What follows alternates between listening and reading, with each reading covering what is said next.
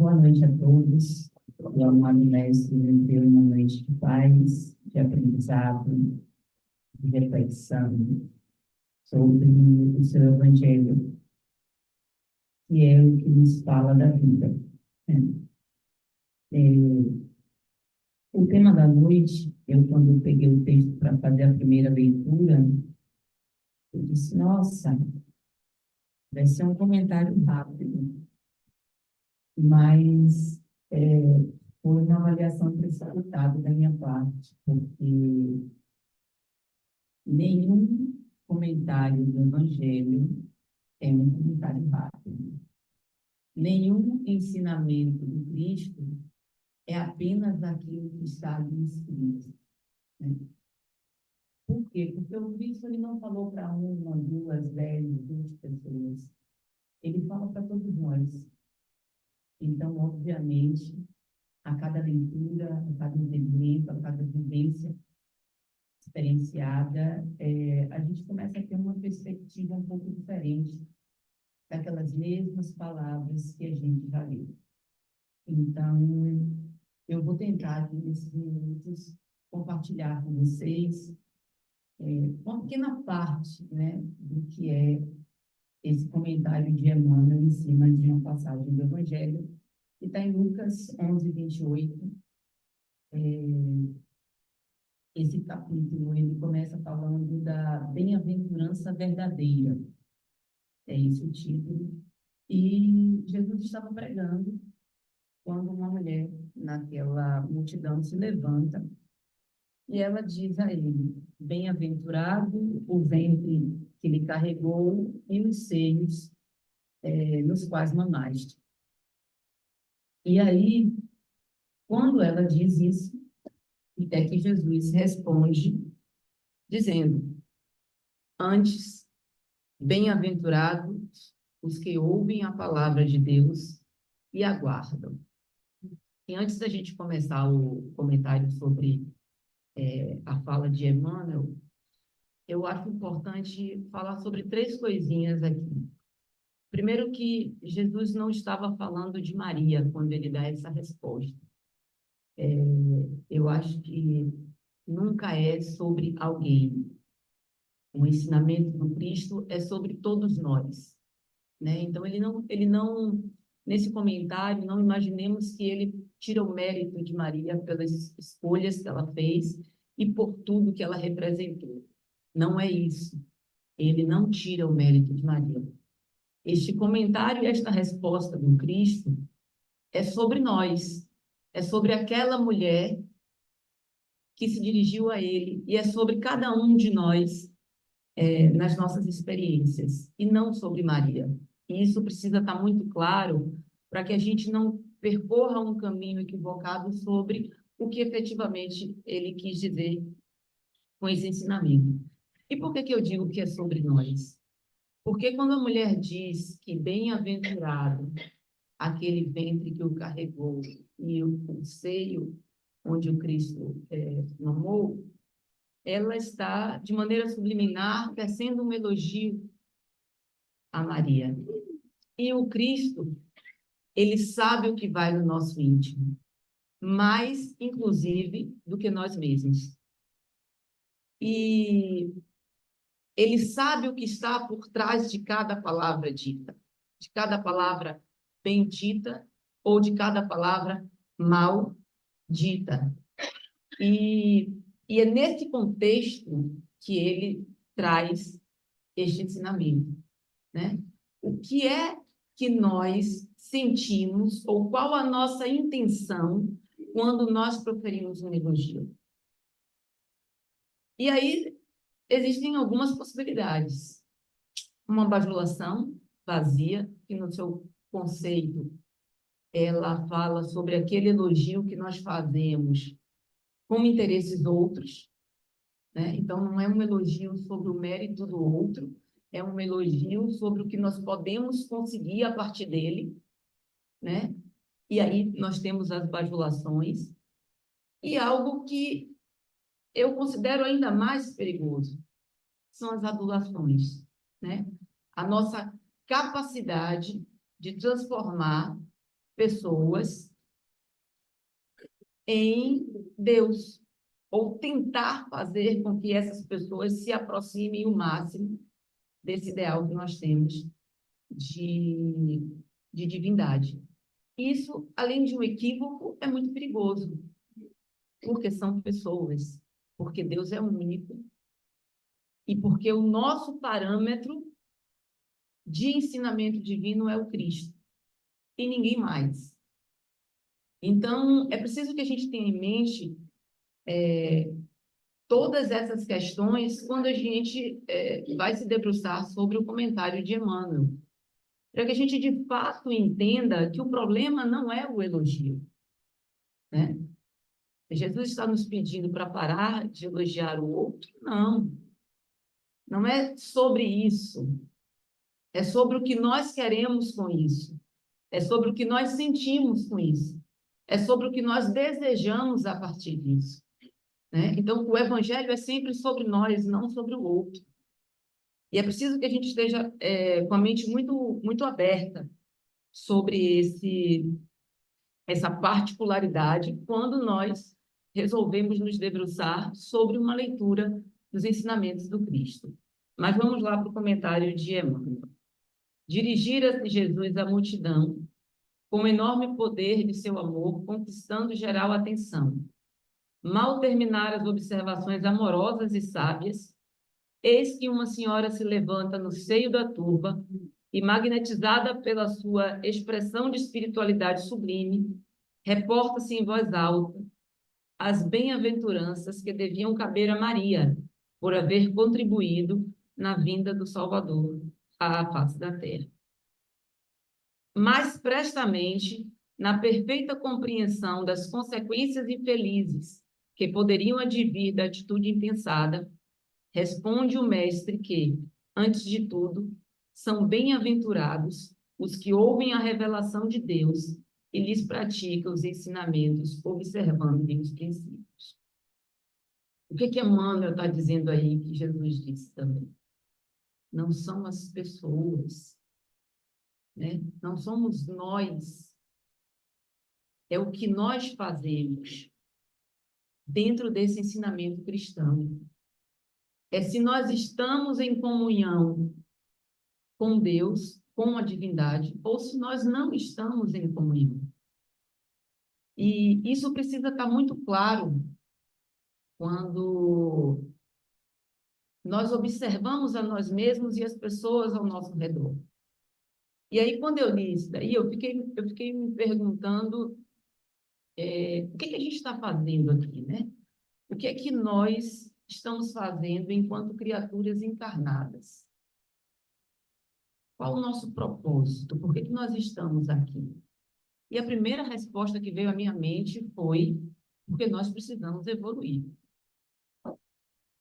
Mas aí eu comecei a pensar sobre essa minha resposta e sobre o que o Cristo vem nos falar quando ele diz que bem-aventurados os que ouvem a palavra de Deus e aguardam.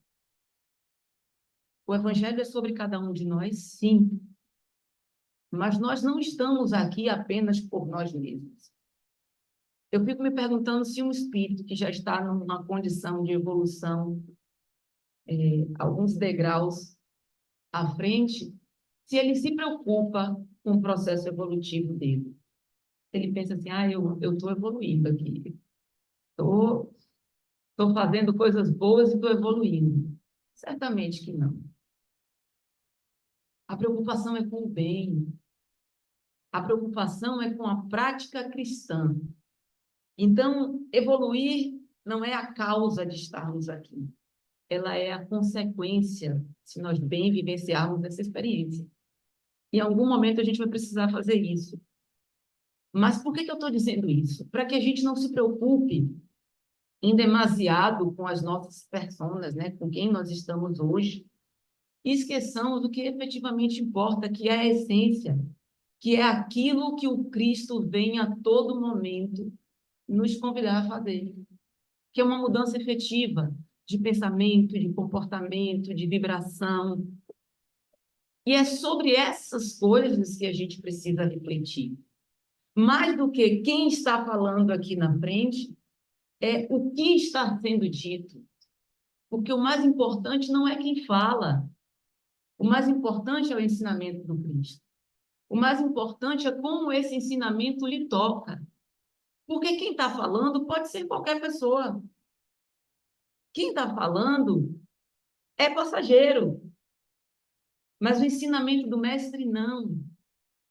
E eu acho que esse é o grande pensamento quando a gente fala sobre elogios e sobre elogiar condutas, comportamentos e não pessoas.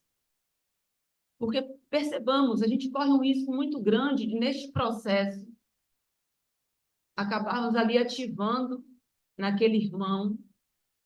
E aí eu não estou nem falando mais da nossa intenção com esse elogio, né? Se nós estamos, de fato, reconhecendo um mérito, se nós estamos ali num processo de bajulação ou de adulação, não estou falando mais disso, mas estou falando da repercussão desse nosso elogio no outro. Como nós vamos tocá-lo? Aí vocês vão me dizer, Thalita, mas isso depende do outro. Claro, depende do outro. Mas nós queremos fazer o elogio porque nós reconhecemos uma conduta meritória, ou nós estamos fazendo um elogio por qualquer outra razão que está muito propício a ativar naquele nosso irmão o orgulho e a vaidade, né? E é preciso ter muito cuidado com isso, porque a primeira bem-aventurança ela fala sobre humildade, ela fala sobre o nosso combate, o nosso exercício, nosso trabalho diário de eliminarmos em nós mesmos essa criatura que a gente de vez em quando alimenta, que se chama orgulho. E é sobre isso que a gente precisa pensar, porque as nossas atitudes, muito mais do que atingir a nós mesmos, ela também toca o outro, né? E a gente tem responsabilidade sobre isso. E aí Emmanuel continua: a passagem constitui esclarecimento vivo para que não se amorteça entre os discípulos sinceros a campanha contra o elogio pessoal, veneno das obras mais santas a sufocar-lhes propósitos e esperanças. Ele fala justamente sobre isso que eu acabei de dizer. Nós podemos estar ali naquele momento alimentando um vício. Por que é um vício? O orgulho é um vício, a ira é um vício. Assim como outros vícios, tantos materiais que nós conhecemos, eles também são alimentados, né? Nós sentimos um certo prazer com isso e estamos ali o tempo todo a alimentar, seja pela bajulação, seja pela adulação, né? E a gente precisa estar atento a isso, ao que a gente faz com o outro e a forma como nós também recebemos esse ou aquele elogio, né? Que nós tenhamos isso claro, porque Jesus, quando falava sobre essas coisas, e não é muito diferente da nossa rotina, havia ali um grupo de pessoas que, pela manutenção do conhecimento sobre as Escrituras, se considerava muito acima dos outros. E esse é o grande perigo de quando nós começamos a achar que nós somos mais importantes do que aquilo que nós estamos fazendo, que é a obra do Cristo. E aí a gente vai se manter acima dessa obra. E aí a gente não vai conseguir fazer aquilo que é de mais importante, que é o maior ensinamento do mestre, que é combater o nosso orgulho, que é nos colocarmos nessa condição de criaturas humildes, porque é o primeiro chamamento que ele nos faz na bem-aventurança. Bem-aventurados os pobres de espíritos, porque deles é o reino de Deus. E esse chamamento é o primeiro passo para que a gente consiga construir todas as demais virtudes, porque o orgulho é um impeditivo, né? Não se ama com orgulho, não se perdoa com orgulho, não se tem fé com orgulho, porque a gente acha que a gente está acima do outro e de Deus. Então, é preciso que a gente tenha cuidado. E é por isso que Emmanuel, ele fala aqui sobre veneno de obras santas. Perceba qual o risco de você jogar por terra todo um trabalho, porque você não foi capaz de combater aquilo que está dentro de você, né? Aquilo que está dentro de cada um de nós. E Emmanuel continua: se admiras algum companheiro que se categoriza a teus olhos por trabalhador fiel do bem, não o perturbe com palavras, das quais o mundo tem abusado muitas vezes, construindo frases superficiais no perigoso festim da lisonja. E aí é preciso que a gente deixe muito claro sobre aquilo que eu falei lá no início, antes de iniciar o comentário de Emmanuel, né? É um reconhecimento de um mérito. É bajulação, porque a gente elogiar vai lhes trazer algum benefício, ou vai estar bem aos olhos daquela pessoa, ou nós estamos adorando, ou nós estamos transferindo para aquela pessoa um lugar que não é dela, porque o único exemplo e modelo a ser seguido é o Mestre Jesus. Eu sou o caminho, a verdade e a vida. Ninguém vai ao Pai senão por mim. E é sobre isso, é ter claro isso na nossa mente para combater em nós mesmos esses vícios que corroem a nossa encarnação, que corroem a nossa capacidade de transformação. E aí Emmanuel continua: ajuda-o com boa vontade e entendimento na execução do mistério que lhe compete, sem te esqueceres de que, acima de todas as bem-aventuranças, brilham os divinos dons daqueles que ouvem a palavra do Senhor, colocando-a em prática. Então, é, é sobre o que fazemos, é sobre fazermos aquilo que o Mestre vem nos convidar a fazer, e é sobre estarmos vigilantes. Vigilantes com o que sentimos, com o que queremos, com o que desejamos, para nós mesmos e para o outro. Então, eu quero terminar esse comentário trazendo um trechozinho do Evangelho que fala sobre o homem de bem, porque eu acredito que esta tem de ser a busca, né? É nos tornarmos esse homem de bem. É apenas isso, mas é tudo isso, né?